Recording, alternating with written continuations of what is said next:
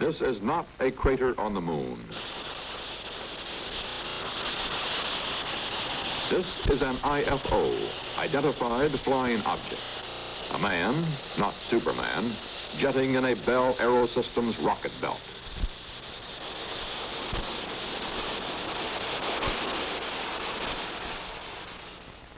This is a UFO, unidentified flying object, popularly called a flying saucer.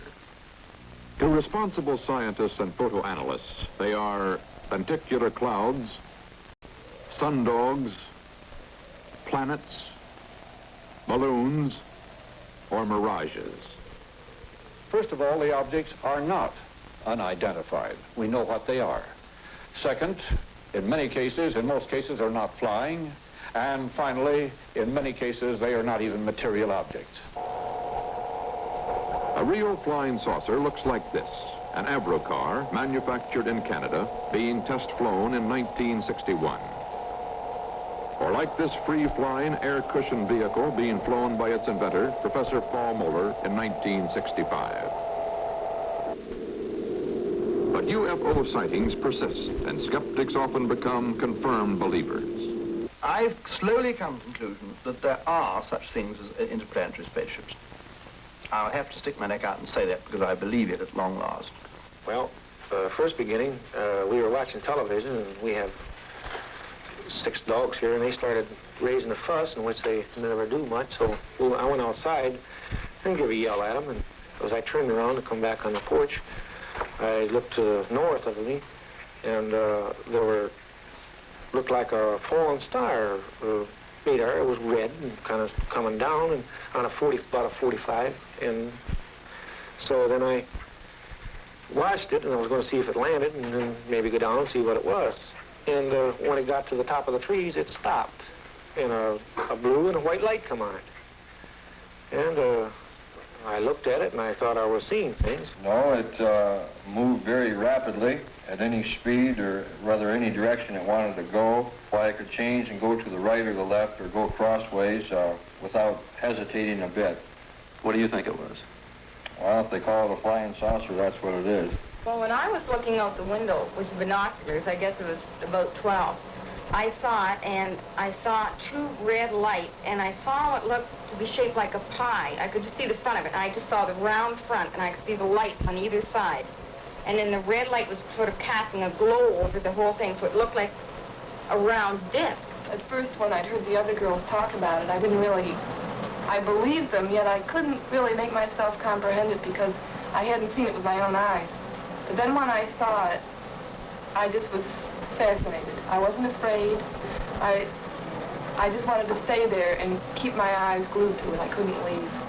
I know I saw it, but, and I mean, I know myself I saw it, but I believe I saw it, but I can't fathom it because it seems so unreal. I'd much rather be a live coward than a dead hero.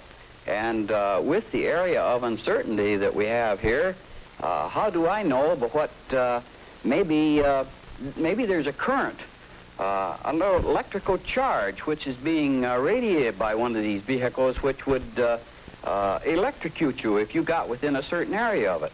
There was no sound whatsoever. I could not hear a bit of sound. We are being observed by some type of device which is ahead of us, far ahead of us, and is probably controlled by a highly advanced superior civilization. Now, this is a conclusion which I personally have stated and is shared by some members of our Board of Governors and advisors, not all of them. But it has reached to the point where many people in the Air Force have the same conclusion. In fact, the Air Force at one time had a top secret estimate that these things were interplanetary spaceships. So you will see that this, instead of being a subject for ridicule and a big joke, actually is a serious matter which could affect the lives of all of us. My position now, I think, is that I believe that about 5% of these things are interplanetary. That is, they come to us from a world outside our planetary system, and that some of them are in fact inhabited by intelligent beings of some kind, and some look as if they're remotely controlled. After all, who really do we think we are? We're a fifth-rate, miserable, measly little system out on the edge of the Milky Way, fooling around the universe with 4,000 or 5,000 years of so-called civilization behind us. We think we are the cat's whiskers, and we are not. We're a potty, second-rate lot, fifth-rate lot, conceited as apes, not all of us. And here we go, and the moment anybody suggests that something should come in outside from outside, we think, oh, no, it can't be that, it can't be that. It's quite out, you know, these things can't happen. And I think we're all, I do it myself, we're all thinking medievally. What convinces you more than anything else? The evidence of the men that have seen them, and primarily the behavior and descriptions of the objects themselves, which do not fit really any other explanation. And the Oldfield sighting, this thing which will become very famous, where a couple who live in a cottage outside Manchester took their first airline journey, and they had aboard a little film, a little cine camera, and they take pictures down of the fields as a couple would the first time they've ever been in an aeroplane. And she takes what she thinks is an aeroplane coming up from behind them, and then it goes out of vision in about 12 seconds or thereabouts. And she goes on taking a few more bits of the distant clouds and puts it back. And when they get, what's this thing? I mean, it's inexplicable by any, unless it's a straight fake. And to fake an 8mm film in color wants a lot of equipment. And who on earth are this charming couple? What would they be doing, lending themselves to faking these? It is nothing airborne we've ever seen. I mean, it is basically sausage-shaped with 2 dorsal and 2 ventral fins. And as you look at this film, it turns away on its vertical axis from you and disappears out that way. Well, I mean, you can argue until you're blue in the face. What is it except something that is airborne by a force, probably electrogravitic force of some kind that we know nothing whatever about? It is nothing conventional, it is nothing unconventional aerodynamically. There's no single piece of earth-borne equipment of any kind that can look and behave like that.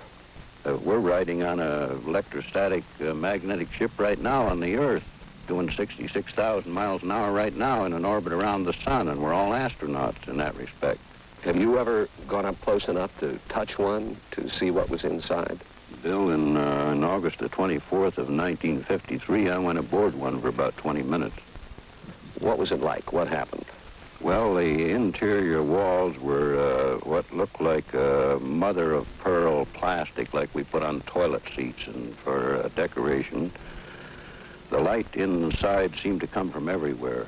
The instrument panel wasn't like anything I'd ever seen before in all of my years since 1927 in the air game. And they had a compartment in the wall which both cleans and deodorizes their clothes by some light process, which required no water, soap, or detergents, or a washing machine. Giant rock, for the last 10 years, has been the Plymouth Rock of the saucer age. Saucer conventions were meeting here as far back as the pre-astronaut era of black and white television. But the contactees' storyline was the same, then as now. Howard, would you tell us in your own words about your trip to Venus, how it started? Well, as I say, it started first with a very decided tingling all over my body. This tingling finally extended to the mind area, and there was a clarification of mind such as, it's hard to believe. I seem to become one with the entire universe. Some of them have even been to our home. And the day that the one came into the yard, which I filmed on the camera, there were 3 inside the ship.